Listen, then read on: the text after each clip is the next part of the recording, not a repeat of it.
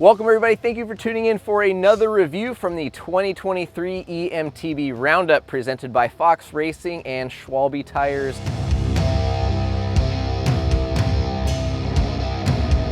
Today we have got a hot machine to review. It is the Orbea Wild M-Team. This is a 160 29er and boy does it like to go fast. Today we're going to talk about pros and cons and who the ideal of this bike might be.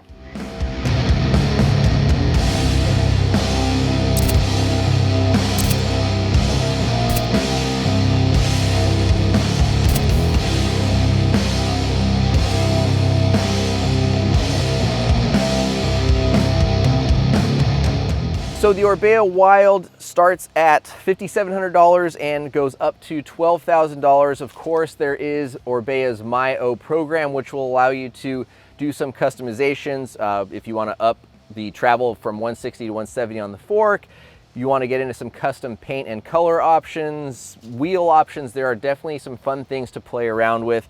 Our model here being the M-Team retails for $9,600. The carbon bikes start at $7,300 and the alloy bikes or the H models are a bit more affordable and start at $5,700.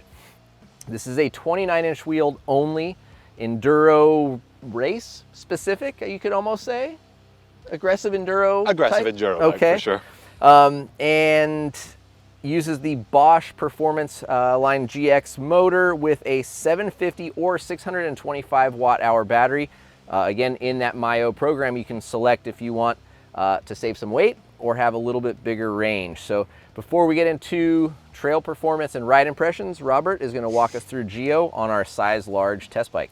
Yes, so Orbea gave this pretty much the same geometry as their Rallon enduro bike with a couple of different tweaks here and there to kind of work slightly better for the E-world.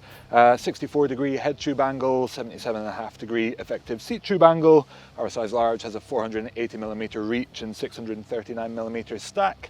There's 25mm bottom bracket drop and a 448mm rear end, so the total wheelbase is 1277mm.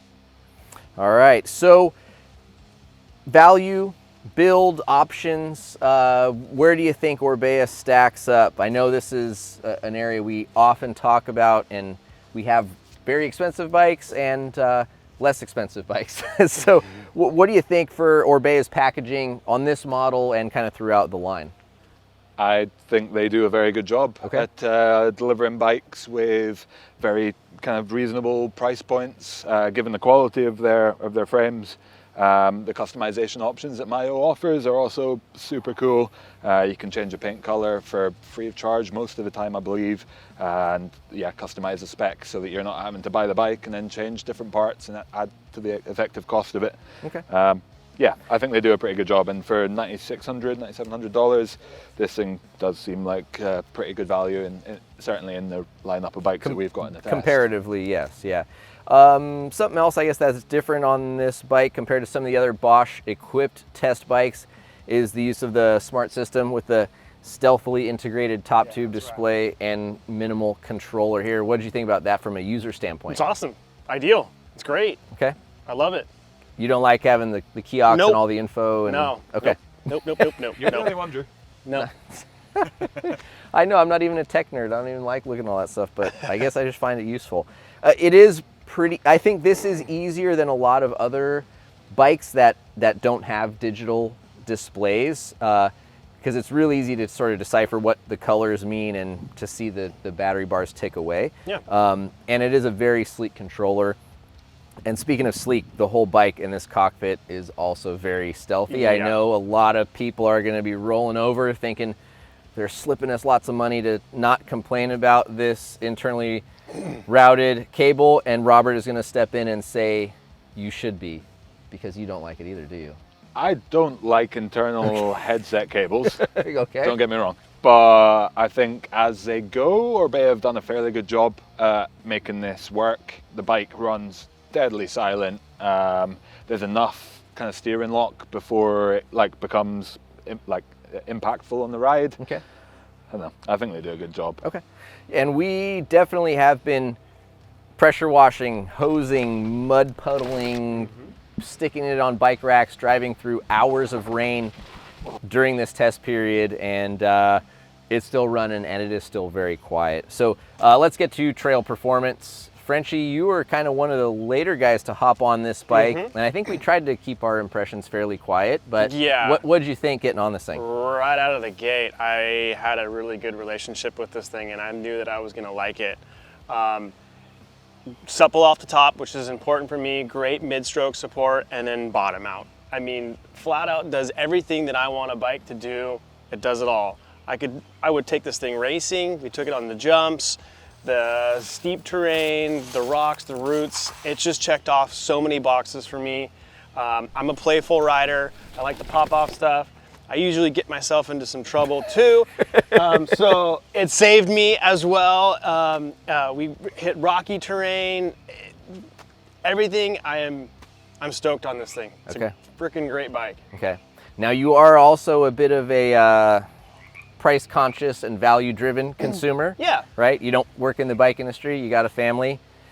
Where do you think you would be, you know, in terms of spending money? Like, would you be willing to justify forking over this kind of money? No, but I would certainly look at the more affordable options. Okay. I would certainly look at that. Okay. So you like this bike enough to be like a more affordable build, or maybe even an alloy frame. Exactly. You're going the for. Carbon alloy thing for me, it doesn't matter. Okay. I would completely be content with an alloy version. Okay. Awesome. Robert, ride impressions from you. Yeah, I like this thing a lot. It just, like same as Frenchie, it ticks a lot of boxes for me. It climbs super well. I think like the geometry is really nice and balanced, plenty of pedal clearance. A good platform, but not overly harsh. And then on the descents, it just wants to go real hard. Super composed, but also not overly stiff and harsh for me. Yeah, kind of the whole package, really. I just don't have anything that I don't like. Okay. I'm trying to find something that I don't like. Okay. Okay. Dislike. I mean, They might make my life really easy with this thing because I can't complain at all. Well, like the other testers here, I really got along with this bike as well. Not everyone was as in love with it, but most of the riders, at the very least, really liked the bike. You know, it maybe wasn't everyone's #1 choice, but it definitely wasn't far back in the grand scheme of things. I agree that it does have, to me, it has a little bit of a stiffer performance-minded suspension. A real close competitor to me was the Pivot Shuttle LT, which I felt was a little bit more supple, soft, and lively. I think this has a little more of like a sporty race sort of a suspension platform. I also feel like this frame is a little bit stiffer. Just as a whole, vertically, laterally, like it is definitely a stiff and sporty feeling bike all around, and that makes you want to push hard and go fast, and it goes fast.